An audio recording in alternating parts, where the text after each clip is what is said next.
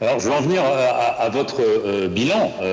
Si on regarde les indicateurs économiques et sociaux, on voit que le taux de pauvreté a augmenté, 81% selon la Banque mondiale en 2022. Le niveau des inégalités a augmenté selon des classements. Le taux d'inflation au-delà de 10%, coupure d'eau, coupure de courant. C'est difficile de se dire que le bilan est positif, Ange Razorel, non?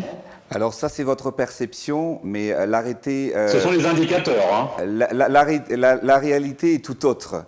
Vous savez, j'ai promis à la population de rattraper le retard de développement en Madagascar.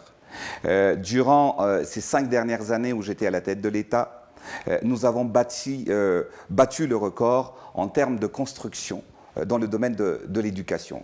Nous avons construit 4 198 salles de classe pour scolariser 209 000 élèves. C'est un record. Nous avons distribué plus de 10 millions de manuels scolaires. Dans le domaine de la santé, je vais prendre juste des exemples.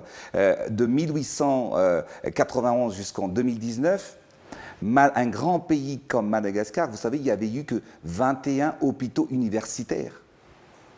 Et de 2019 en 2023, nous avons pu construire 28 nouvelles constructions d'hôpitaux, 132 centres hospitaliers.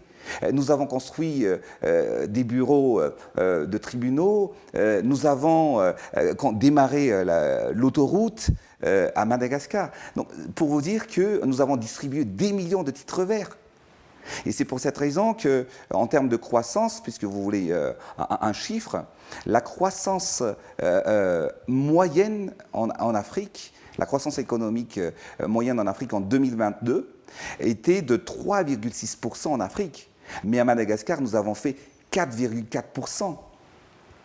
Donc, le pays se développe, le pays avance.